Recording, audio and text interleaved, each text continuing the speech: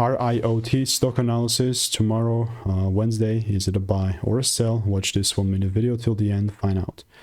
Riot Platforms is melting. It's 6% up. So where are we heading next with this? To be very honest, this is how my chart's looking like. It's not looking that bad as I sounded at the beginning.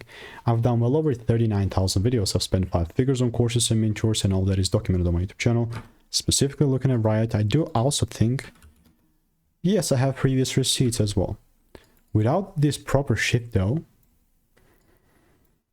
this is just not swing. But if I see that red thing happening, then we can go with like intraday trades and just milk it up. But as of right now, man, it's really not there, and I don't like that for that reason.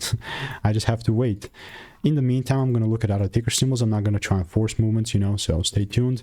And if you want to make more money trading in a simple and lean way, click the first link in the description. It's free sauce. Goodbye and enjoy.